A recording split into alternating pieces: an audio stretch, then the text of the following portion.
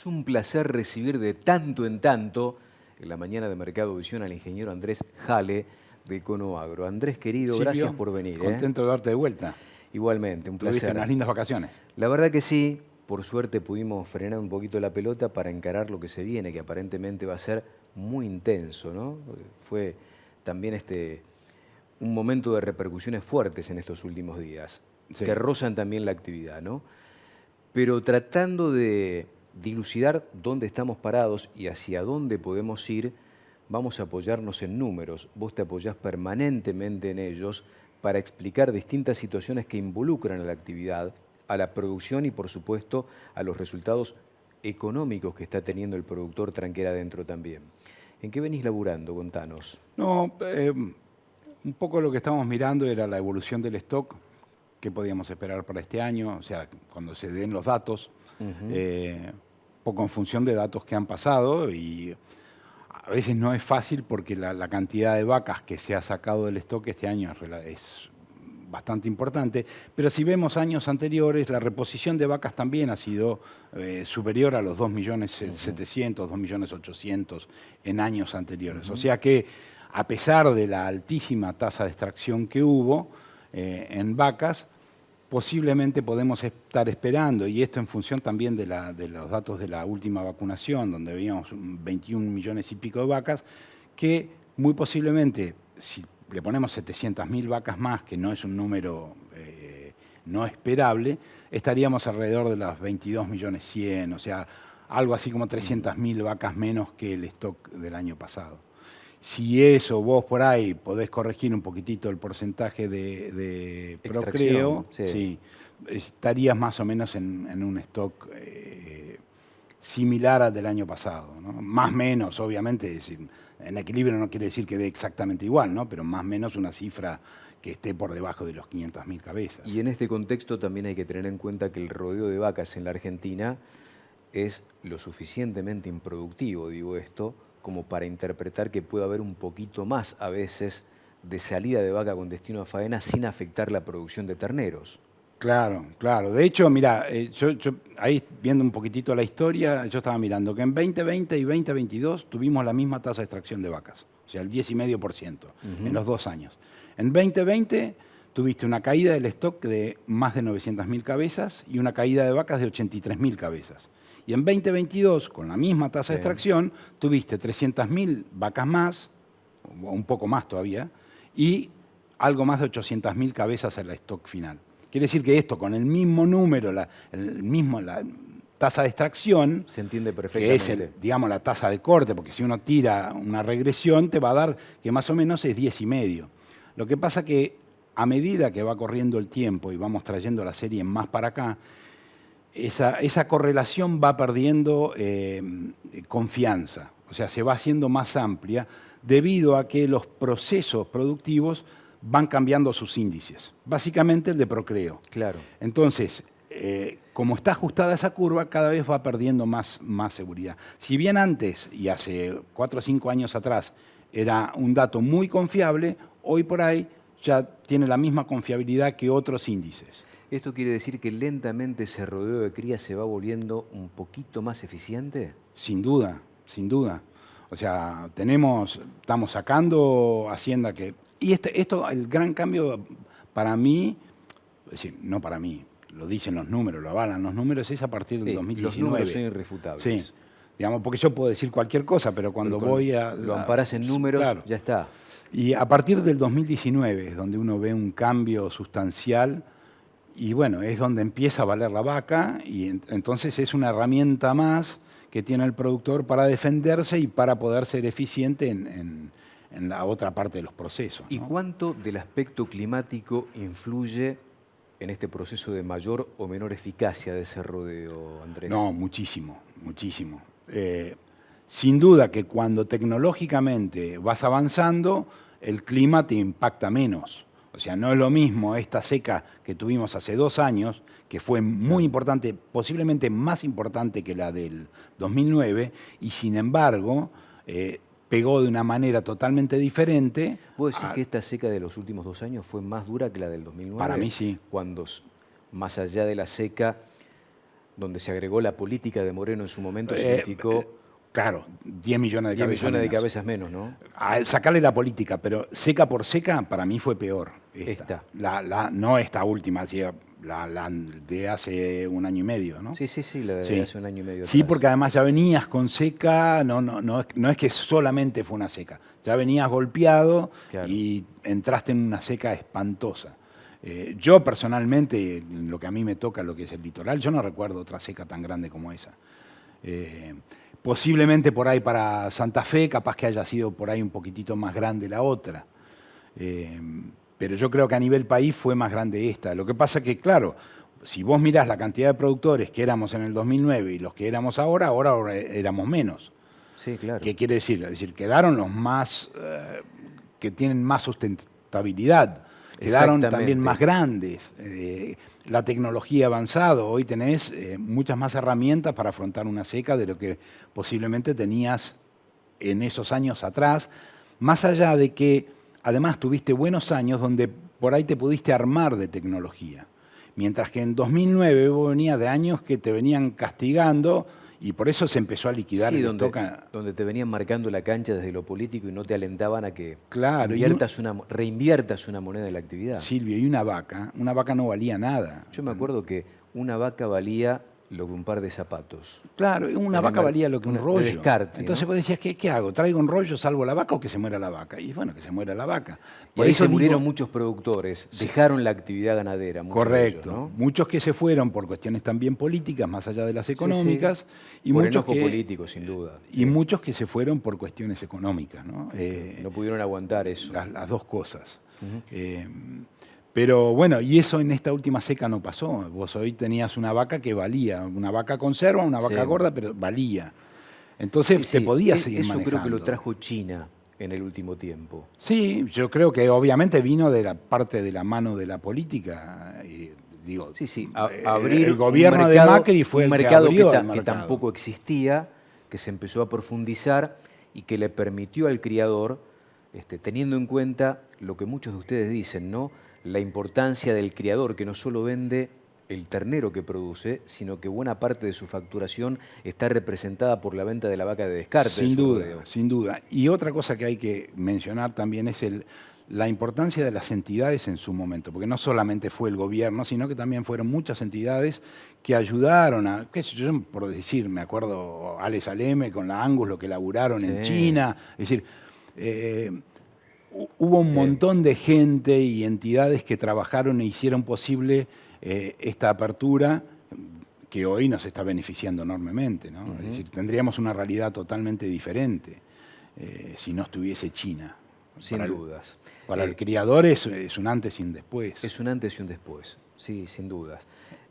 Vamos a respaldar en números el laburo que venís haciendo. Sí. Ponemos en pantalla y nos vas a explicar lo que vamos a ir viendo en pantalla en relación a este trabajo interesante. La primera placa, lo que ahí yo quería mostrar o queríamos ver era el precio de la hacienda, cuánto está o qué impacto tiene de parte de la demanda y de parte de la oferta, ¿no? Entonces, vemos que el precio del novillo, la serie está tomada del 2001 al 2024 en moneda de enero del 2025, ¿no? Entonces, el precio promedio, si tomo todos los meses, fue actualizado, ¿no? Cada mes actualizado es 2.184, más menos 401. Quiere decir que el 68% de los casos se encuentra en 2.184 más menos 401 de los precios. Eso quiere decir que tengo un desvío del 18%. El precio, históricamente, en esos 24 años, se ha ido moviendo un 18% más o menos. ¿Para arriba o para abajo? El 68% de los valores, ¿no? Obviamente va a haber valores que están más retirados, pero el 68% corresponde a eso.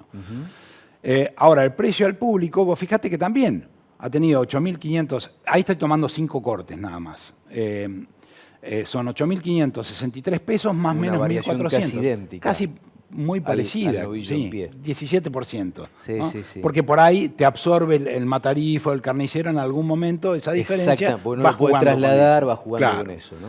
Ahora, si vos te fijas después, yo puse salarios, el salario mínimo vital y móvil y el RIPTE. Voy directamente a la última columna, que es el desvío. Fíjate que el salario mínimo vital y móvil tiene una variación del 28%. Otra vez, estoy hablando solamente del 68% de los datos, ¿no? 28% contra 18% el precio del novillo. Y el RIPTE solamente el 14%. Y ahí un poco lo que te está dando la idea es lo que yo sostengo, que el salario mínimo vital y móvil representa mejor porque son aquellos consumidores que sí cambian el hábito cuando no tienen dinero. O sea, los que entran dentro del RIPTE, o digamos, sería un escalón arriba, clase media, si querés, muy posiblemente no cambien muy poco sus hábitos ante cambios en el precio de la carne. No son tan elásticos. Correcto. A ver, puede subir un poquito un corte y, bueno, yo no tengo tanta elasticidad, voy y lo compro igual, convalido igual. Yo personalmente no voy a dejar de comer más o menos carne porque valga más o menos. Como en esta época, por ejemplo. No, como o sea, una como lo cuestión de mismo. estacionalidad. Por ahí me cuido en otras cosas. Pero digo, no es en general algo que la clase media determine. Por eso está mucho más ligado. Y por eso cuando uno correlaciona un dato del RIPTE o el salario mínimo vital y móvil con el precio de la carne o con el monto gastado, correlaciona mucho mejor el salario vital y móvil, ¿no?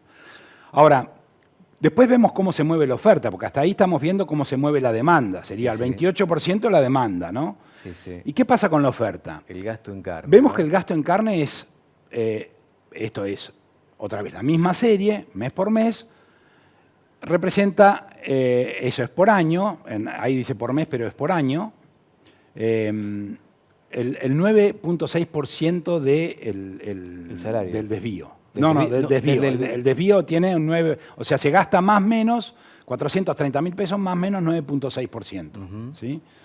El consumo, ahí está hablando del consumo interno, o sea, toda la carne que se destina al consumo interno, no está por habitante, tiene un desvío de 9.7%. O sea que la cantidad de carne que hay en la Argentina tiene un desvío de 9.7 contra un desvío de solo 9.6 del monto gastado. Ahora, cuando tomás el total, el consumo, la oferta total de carne, eso ya es mayor, es 11.8, ahí ya abarca la exportación. Cuando considerás el crecimiento de la población, ya es el 12%, que sería el consumo por kilos habitante año, y la faena en cabezas el 12.3%. ¿Por qué en cabezas es distinto a la oferta en carne? Porque corrige por peso. Por peso. ¿No? Es decir, muchas veces hay una afluencia muy grande de cabezas, pero disminuye el peso. Entonces, lo que permanece más constante en el tiempo es el volumen en carne y no la cantidad de cabezas. Clarísimo. Entonces, esto es ¿qué es lo que me está diciendo? Que el precio del novillo responde mucho más a variaciones en la demanda que a variaciones en la oferta. ¿Por qué? Porque yo veo que la oferta ha variado mucho menos de lo que ha variado la demanda. Claro. ¿No? Y el precio del novillo lo tenemos en un lugar intermedio. Si nosotros tomáramos el 28% de variación del salario, el 18% de la variación del precio del novillo y tenemos un 9% de la variación del consumo, ¿no? Entonces, como para decir, bueno, ¿qué es lo más importante? ¿Qué es lo que más pesa? Entonces, si yo tengo que decir qué es lo que más pesa, y bueno, digo el salario. Obviamente acá no hay que olvidarse de cosas que no son medibles, como por ejemplo, plena salida de la pandemia, ¿no? Es decir, donde había una inflación importante, la plata te quemaba, vos no la querías tener en el bolsillo y querías vivir la vida loca. Y por eso los restaurantes se llenaron, el consumo de carne aumentó y los precios aumentaron y llegaron a esos valores estrafalarios de fines del 21, principios del 22. Claro. ¿No? Es decir, si vos a eso lo querés poner números, se te complica porque hay una pata que no está. Tenés que explicar con ese comportamiento social que no es habitual. O que, claro, claro. No es el promedio. Es lo mismo que cuando uno empieza a mirar los precios de los terneros. Dice, ¿qué pasó acá? ¿Por qué el precio del ternero se salió de madre respecto de lo que venía haciendo, ¿no? Suponete, 2015 aumentó muy bajo el precio del maíz. Bajo el costo del kilo de producción, entonces se pagaba más de lo que se podía. 2018, muy buenos negocios financieros, entonces se pagaba menos de lo que se podía porque nadie quería meter en eso. 2021-22, reserva de valor.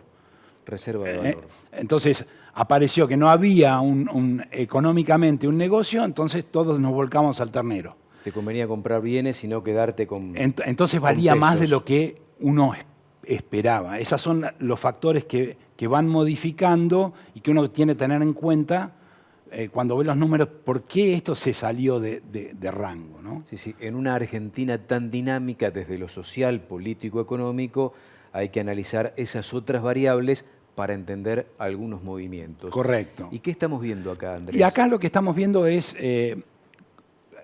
la primera columna es el coeficiente de logro del rodeo nacional, y la última es la tasa de extracción, vamos a la última columna, es la tasa de extracción que se permitiría tener a ese rodeo en función de los coeficientes de logro, ¿no? Entonces, si voy a la primera fila con un coeficiente de logro del 54%, mi rodeo permitiría una tasa de extracción total del 19%, mientras que si voy a la última fila con un 69% de coeficiente de logro, podría tener una tasa de extracción del rodeo del 28%, lo cual, con los 50 y pico millones de cabezas que tenemos, significaría una faena de 15 millones 16 para la última fila, o sea, con un coeficiente de logro del 69, o 14 millones para el 66, que es el valor más o menos que tuvimos el año pasado, ¿no? 13.950.000. Sí.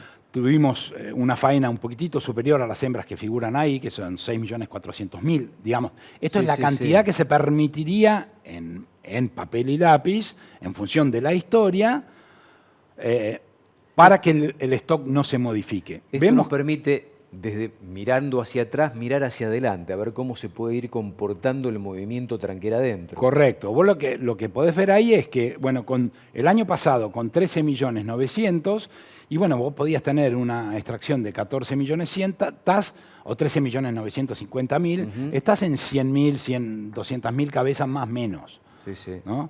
Es decir, que puede ir para un lado y para el otro, porque obviamente esto no es matemática. Ahora, lo que sí es, vos podés empezar a ver es, ¿qué pasa si yo mejoro un poquitito o algún punto mi porcentaje de logro? Claro. De logro, ¿no?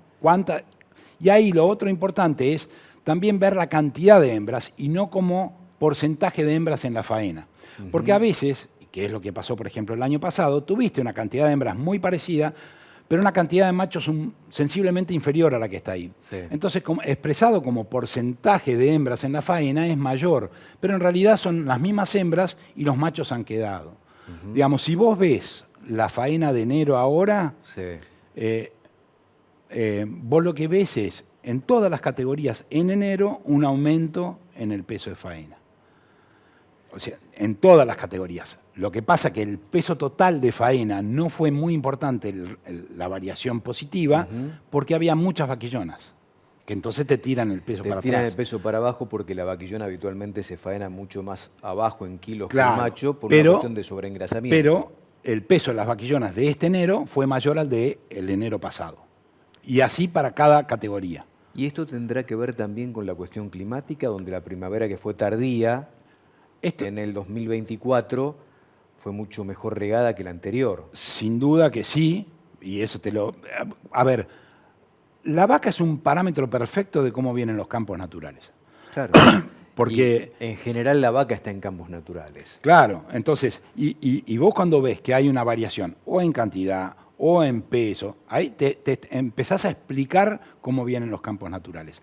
A mí un valor que me llamó mucho la atención fue el de diciembre. El de diciembre sí fue un valor... A todos nos llamó la atención en cuanto al volumen de faena. Sí, que yo no me lo explico, a no Nadie ser... lo esperaba. No, a no ser que vos digas, ¿sabes qué? Porque en la Argentina, la verdad, nos hemos incendiado con eneros económicamente explosivos. Digamos, ¿cuántos nos hemos ido de vacaciones y en enero? Y yo digo, ¿no habrá sido que en diciembre muchos dijeron, che, esto está en dólares, me sirve, vendo, compro dólares y me siento sobre la plata a ver qué pasa? No sé, son estos análisis que uno hace después para tratar de explicar algo que pasó, ¿no? Sí, sí, para tratar de entender qué fue lo que ocurrió cuando a nadie le cerraba el número que terminó siendo. No, y vos ves ahora febrero, y febrero está apuntando más a 900.000, más cerca de las 900.000 cabezas que al millón. Con lo cual te está marcando que la falta de oferta es estructural y que probablemente tenga que ver con aquel adelanto de diciembre, de volumen que quizá hubiese ingresado a faena un poquito más adelante. Puede ser porque incluso cuando vos ves los datos de diciembre, esto que yo te estaba diciendo de enero, que vos ves todos pesos superiores, en diciembre veías casi todos pesos inferiores, sobre todo de todos los consumos. El consumo liviano tenía un peso... Se adelantó la entrega entonces. Sí. Se adelantó la entrega. Clarísimo que se adelantó por el tema del peso, vos lo ves. Y se adelantó la entrega, lo que se entregó en diciembre ya no lo tenés ahora en estos meses. ¿Qué es lo que estamos viendo, no? Acá la tensión sobre el precio del gordo tiene que ver con una cuestión estructural, no hay oferta. Porque no solo lo vemos en el mercado, sino que los mismos operadores que actúan en el mercado te dicen, tampoco lo encuentro en el directo. No.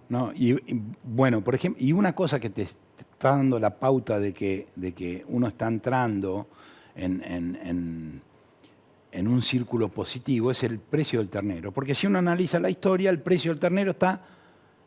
yo siempre lo relaciono con el valor del novillo, ¿no? Sí. Digo, bueno, en función del valor del novillo, claro, en la época del año debería estar en tal lugar, según el precio del novillo, ¿no? Sí.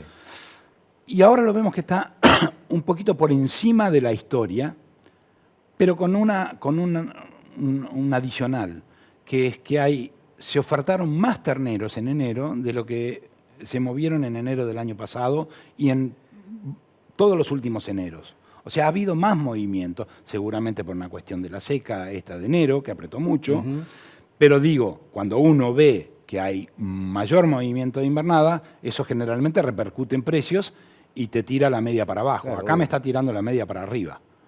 Donde todavía no llegó lo que está quedando un poquito más descalzado es el vientre. Ese está quedando como un poquitito más rezagado, ¿no? En relación al resto de las variables. En relación siempre al novillo, ¿no? Siempre al novillo. Un placer como siempre, la verdad que es un lujo tenerte, Andrés, aquí en la mañana de Mercado de Sion. Gracias por compartir este momento. ¿Te puedo...? Obvio. Porque lo prometido es deuda. Y hace rato que les traigo y a Julio también, y bueno. Ganadería en números, Andrés Jale. ¿Dónde se puede conseguir? En orientación gráfica. Orientación gráfica. Dame algún dato más. Aquellos que nos pongan están en viendo internet ahora, orientación gráfica. Sí, a Ganadería en números. Ganadería en números, Andrés Jale. Parte de todo esto que vemos, análisis en números, decimos siempre, los números son irrefutables cuando uno quiere analizar qué es lo que pasa con determinados tipos de ciclos productivos, como la ganadería en particular. Andrés es un experto en todo esto. Sí, vos sabés que hoy yo más temprano te mencionaba, vos pensás, mirá, si es importante a veces hacer los números, ¿no? En un modelito de invernada ¿tenemos un segundo? Sí. Con una receptividad 1.6 EB, vos podés tener más o menos carga, ¿no? Y en función de que disminuyas la carga, tenés un aumento de peso. 1.6 es un muy buen campo. Es un campo, digamos, bueno, del oeste más seco, suponete, ¿no? Pero ponele que eso, con algo de suplementación, vos puedas tener unos 330 kilos de producción por hectárea. Suponete, ya estábamos modelizando y tiramos un animal de 160 kilos, lo sacamos con 460. Este número lo habíamos hecho en noviembre y nos daba algo así como 55.000 pesos el resultado. Tardabas 20 meses en llevarlo, pero lo importante de esto era que de toda la energía que vos requerías para el sistema, el 70% de la energía que vos producías para alimentar a tus animales se iba en gastos de mantenimiento del animal. O sea, no producía nada. Lo mantenías nada más. Lo mantenías. Ahora, y el 95% de la carne producida se iba a tapar gastos. Eso es precio de compra, precio de todos los gastos operativos de tu sistema. Con lo cual, el 5% nada más te queda la ganancia. Ahora, ¿qué pasa si vos bajabas la carga y en función de esa merma en la carga podías aumentar la ganancia diaria y llevarla de 460 a 700 gramos con algo, un poquito de suplementación? El resultado no margen, se triplicaba. Pasaba de 55.000 a 166.000. La producción de carne que era necesaria para tapar gastos pasaba del 95% al 88%. Y mirá qué dato. La energía para mantenimiento pasaba del 71% que tenías en el primer caso al 61%. O sea, fíjate cuánto más era eficiente rentable tu sistema En que definitiva. vos ahora, el 40% de esa energía que estabas produciendo iba para producir carne. Mientras que solamente el 60%, vos pensás que el animal necesita consumir para mantener Exacto, sus funciones sí. vitales y su peso vivo. Una vez que está cubierta esas necesidades, empieza a producir con el resto de la energía que le queda.